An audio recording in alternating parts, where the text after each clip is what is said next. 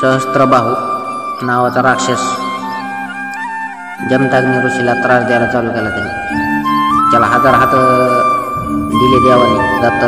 दत्त महाराजांनी 1000 हात दिले. 1000 हात जेव्हा तुटत नाही तेव्हा तू अमर आहे असं त्याला वरदान दिलं. आता तो लागला ते जमदग्नी ऋषीला त्रास द्यायला. ते जमदग्नी ऋषीने त्याला मोर नाही दिले. मोर होते, त्याला शिकार घटली नाही. जमदग्नी ऋषीच्या आश्रमात गेला, मोर दिसले त्याला. मोर म्हणला मला मोर द्या, मला खायचे. ते मोर आता राक्षसाचं कसं आहे, त्यांना खायलाच लागते मांसाहार ते. आणि ते माणूस रूपी राक्षस होता. ते माणूस आता ते राक्षस कुळतं सगळं खलास केलं होतं राजा बळी पाताळात घातल्यापासून. पण हे माणसाच्या रूपात राक्षसासारखं वागायचे. कारण ह्याला वरदान होतं ना, माणसापेक्षा पावर आली की माणूस अवखेळपणा करतो जरा. तसं ते तर राजा गेला. ते सहस्त्रबाहू मोर द्या, मोर नाही तर मग यांच्या झोपड्या जाळायला चालू केल्या. झोपड्या जाळल्या त्यांच्या गायी होत्या, गायी सोडून नेल्या. गायी चोरून नेल्या, तिकडे इकून टाकल्या. पुन्हा ह्यांचे आश्रम जाळले, ह्याने पुन्हा बनवायचे, हे पुन्हा जाळायचे. असं करून त्यांनी ते त्रास द्यायला चालू केलं. परशुराम एक दिवस घरी होते.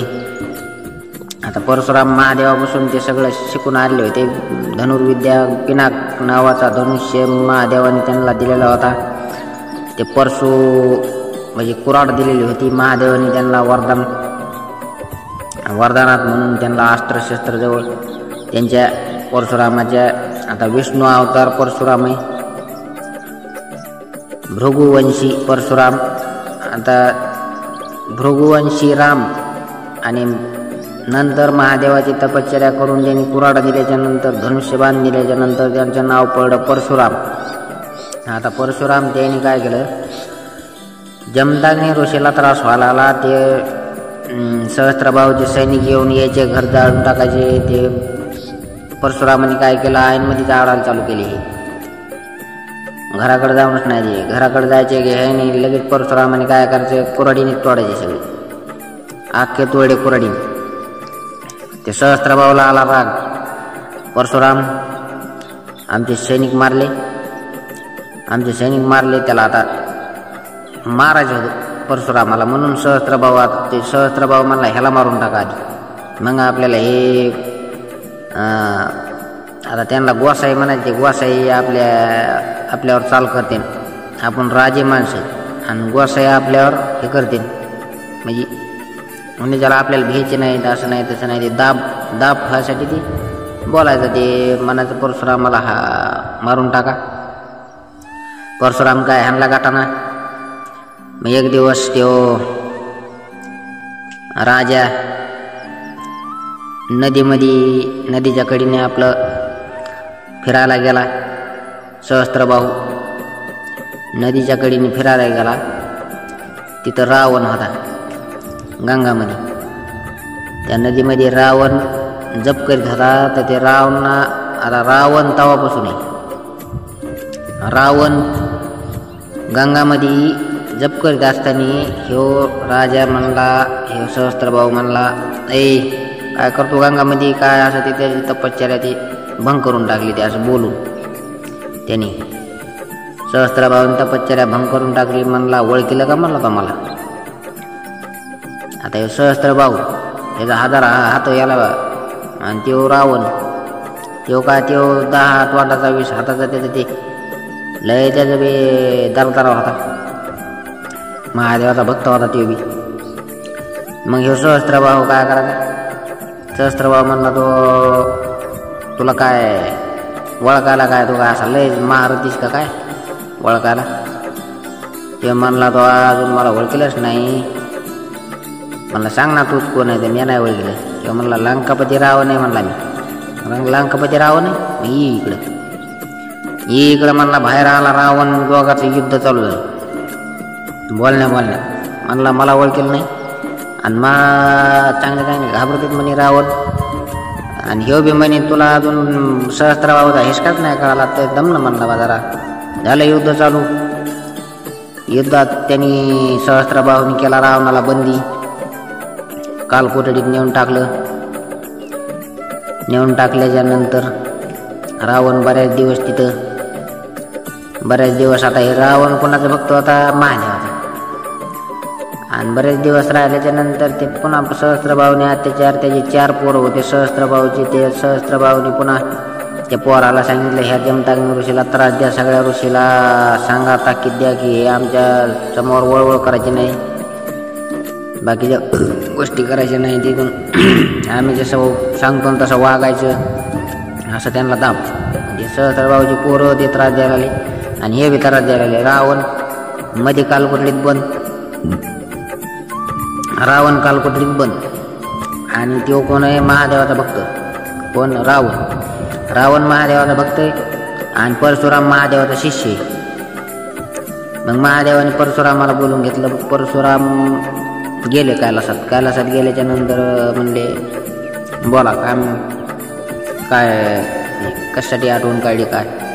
ते म्हणले, माझी गुरुदक्षिणा दिली नाही म्हणले. तो पण म्हणले, महादेव म्हणले परशुरामाला माझी गुरुदक्षिणा तो दिली नाही अजून.